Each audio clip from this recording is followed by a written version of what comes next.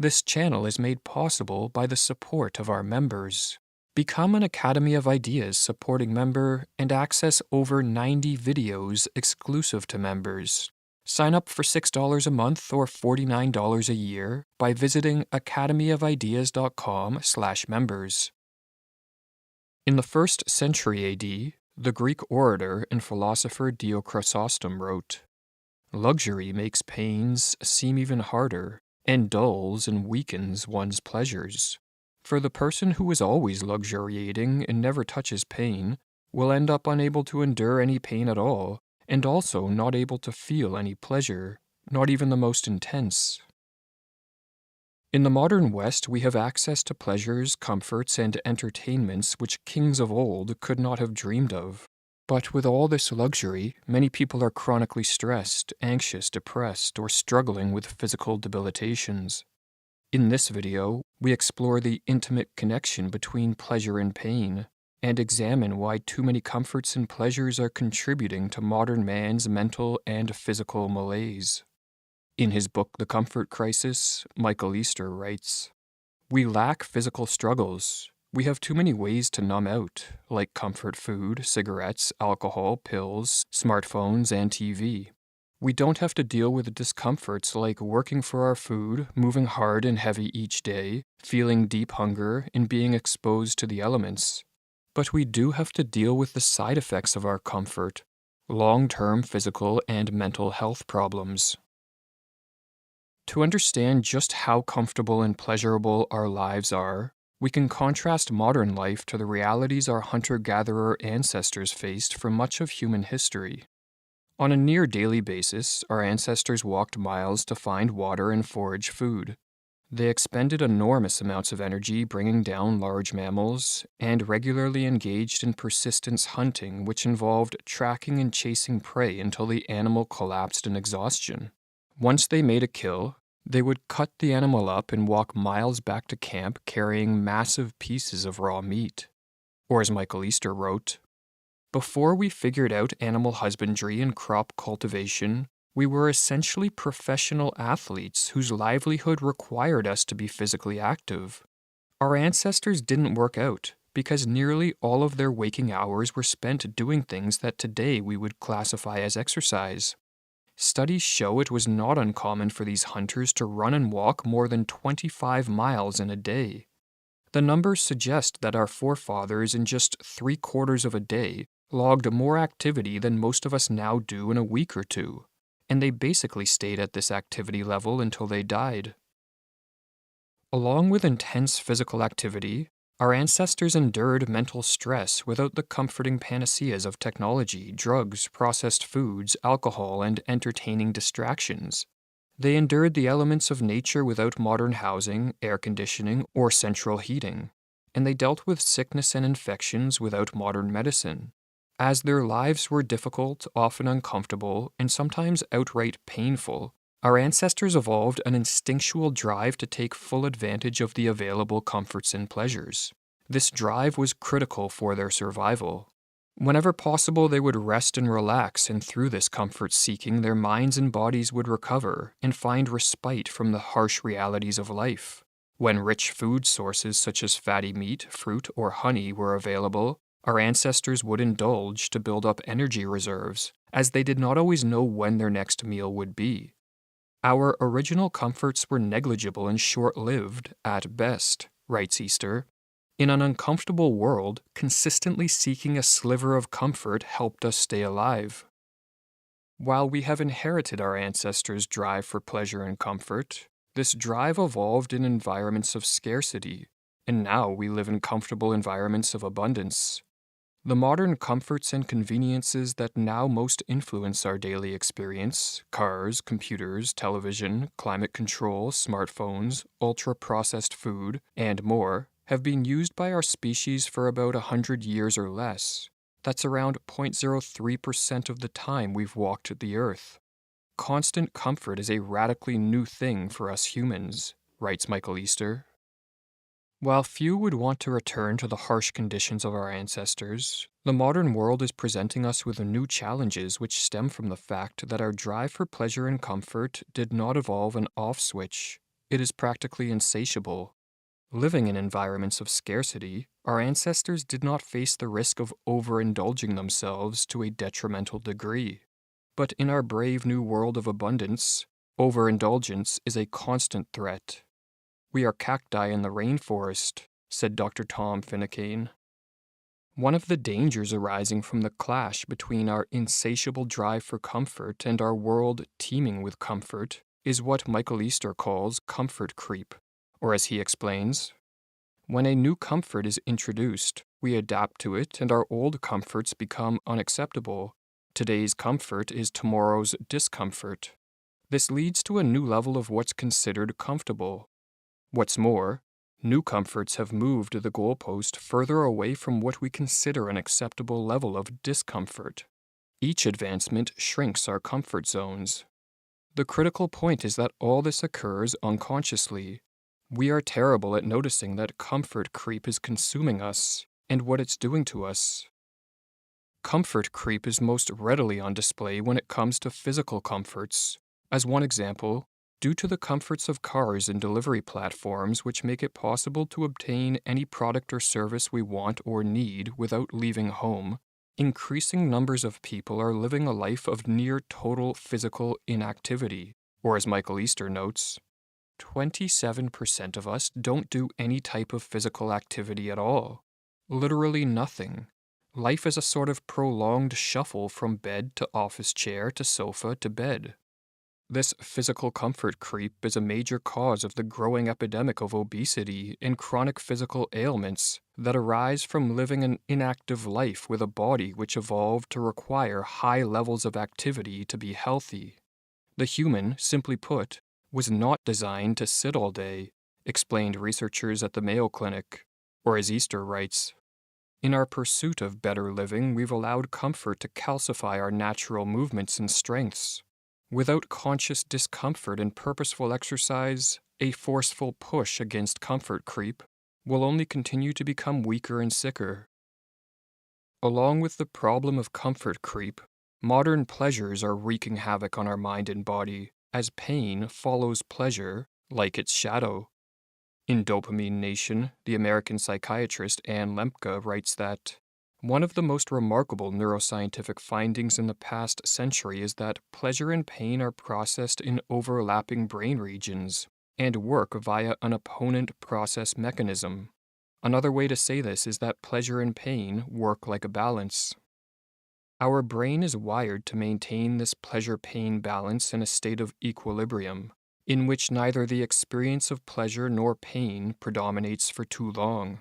Whenever there is a prolonged or excessive imbalance to the side of pleasure or the side of pain, self-regulating mechanisms in our brain seek to re-establish equilibrium by tipping the scales in the opposite direction.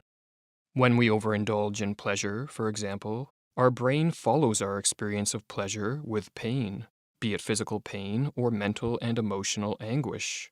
Lemke explains that, "I tend to imagine this self-regulating system as little gremlins hopping on the pain side of the balance to counteract the weight on the pleasure side. The gremlins represent the work of homeostasis, the tendency of any living system to maintain physiologic equilibrium." Or as the philosopher Friedrich Nietzsche observed in an aphorism titled "The Goal of Science," "What? The ultimate goal of science is to create the most pleasure possible to man and the least possible pain? But what if pleasure and pain should be so closely connected that he who wants the greatest possible amount of the one must also have the greatest possible amount of the other? That he who wants to experience the heavenly high jubilation must also be ready to be sorrowful unto death?" If we habitually indulge in the same pleasures, we develop tolerance, and through a process called neuroadaptation, our brain becomes overly sensitized to pain. Not only do we require more of a substance or stimulus to feel the same amount of pleasure, but the pain we experience following pleasure becomes more severe and longer lasting. If we are too intemperate, eventually we reach a point where overindulgence in unhealthy food, pornography, video games, alcohol, drugs, or social media have tipped the scales to the side of pleasure for so long and to such an extreme degree that our pleasure-pain balance settles on the side of pain. When this happens, our drug of choice no longer gives us pleasure, but we are still driven to consume it to obtain temporary relief from enduring pain. For example, in a process called opioid-induced hyperalgesia, individuals experiencing pain who use opioids daily for over a month are at risk of developing a more intense pain condition than the one they were originally treating. Why? Asks Lemke. Because exposure to opioids causes their brain to reset its pleasure-pain balance to the side of pain. Or as Lemke explains regarding the effects of any pleasurable activity or substance we habitually overindulge in. The paradox is that hedonism, the pursuit of pleasure for its own sake, leads to anhedonia, which is the inability to enjoy pleasure of any kind. The relentless pursuit of pleasure and avoidance of pain leads to pain. When our balance is tilted to the pain side, we crave our drug just to feel normal, a level balance. The good news is that we can reverse the enduring pain that arises from overindulgence through abstinence. Lemke notes that in her clinical experience, 4 weeks of abstaining from our drugs of choice is sufficient, and that following such abstinence we regain the capacity to enjoy the simple pleasures of life, which do not tip the scales so far towards pleasure that they create an aftershock of pain. Recovery begins with abstinence, writes Lemke. Abstinence resets the brain's reward pathway and with it, our capacity to take joy in simpler pleasures. To help us in our quest for abstinence, we can utilize what Lemke calls techniques of self-binding, which involve intentionally and willingly creating barriers between ourselves and our drug of choice in order to mitigate compulsive overconsumption. Homer's Odyssey provides a mythological example of self-binding, in the realization that no man could resist the seductive sounds of the sirens, who lure men to death. Odysseus ordered his crew to put beeswax in their ears and to tie himself to the mast of his ship. Odysseus understood that when a compulsion for pleasure overtakes us, we can lose the capacity for voluntary choice. And so, if we are struggling with consuming alcohol, drugs, or sugary foods, it is best not to keep any around and, if possible, create obstacles that make it harder for us to purchase them. With respect to digital drugs, we can restrict our consumption by setting a timer and only allowing ourselves to indulge for a certain amount of time each day or certain days of the week. This latter method of self-binding was recommended by Nietzsche as one of the most effective ways to stop compulsively over-consuming a pleasure. In his aphorism titled Self-Mastery and Moderation, Nietzsche wrote, "One can avoid opportunities for gratification of the drive for pleasure, and through long and ever longer periods of non-gratification weaken it and make it wither away. Then, one can impose upon oneself a strict regularity in its gratification, by thus imposing a rule upon the drive itself and enclosing its ebb and flow within firm time boundaries. One has then gained intervals during which one is no longer troubled by it. Once we have managed to cease overindulging in a pleasure, to further improve our life we can voluntarily seek out pain. For just as the pursuit of too much pleasure ends in pain, partaking in healthy activities that involve temporary pain tips our pleasure-pain balance toward a more enduring experience of pleasure. Or as Lemke explains, pain leads to pleasure by triggering the body's own regulating homeostatic mechanisms. With intermittent exposure to pain, our natural hedonic set point gets weighted to the side of pleasure, such that we become less vulnerable to pain and more able to feel pleasure over time. An obvious example of a healthy activity that exposes us to pain is physical exercise. Studies have shown that the positive mood that flows from the temporary pain of physical exercise even reduces cravings for unhealthy pleasures. Lemke notes that high levels of physical activity in junior high, high school, and early adulthood predict lower levels of drug use. Exercise has also been shown to help those already addicted to stop or cut back. Lemke references studies which show that cold water immersion triggers the release of neurotransmitters which improve our mood for hours after. Setting lofty goals and struggling each day to achieve them or seeking out hard problems that involve mental, emotional, or physical stress can also temporarily tip the scales towards pain in a way that makes us happier, healthier, and more capable of feeling pleasure. The self-controlled lover of pain lives a life that is far more pleasurable than his opposite. One's pleasures are both greater and less harmful whenever they occur with pain, wrote the Greek orator Chrysostom. The 4th century BC philosopher Diogenes the Cynic was such a firm believer that intentionally seeking pain was the key to a good life that he spent his days looking for ways to make himself uncomfortable. He rolled over hot sand in the heat of the summer, and in the winter walked barefoot in the snow and embraced statues covered in ice. He slept in a clay storage jar, which was referred to as his tub, and he sought out emotional and psychological pain by intentionally evoking the ridicule of others.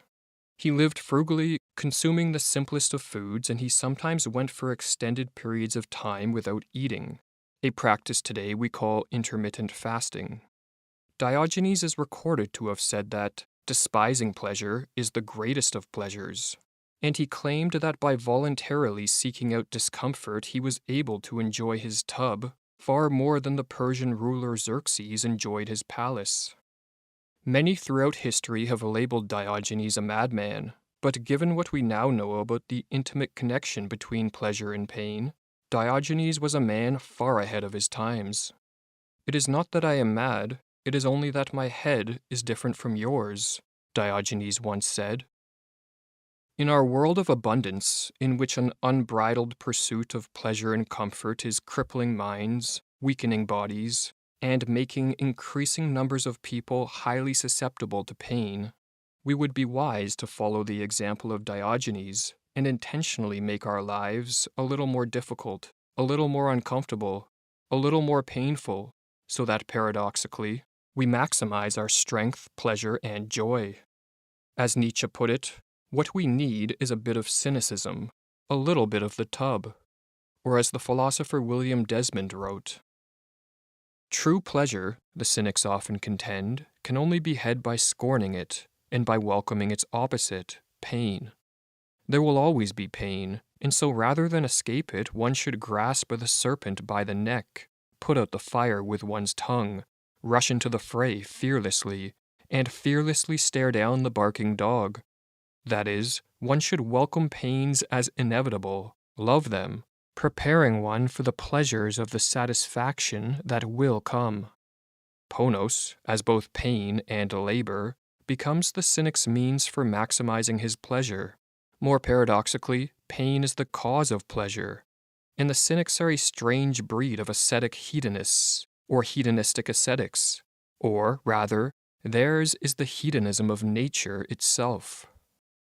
Become an Academy of Ideas supporting member and access over 90 videos exclusive to members, including videos on why modern man is mentally ill, the disappearance of heroism, the dangers of dwelling in the past, Carl Jung as therapist, a 3-part series on the evolutionary psychology of sex and relationships, how to become more powerful in the social world, and why the desire for safety can breed mental illness and social ruin.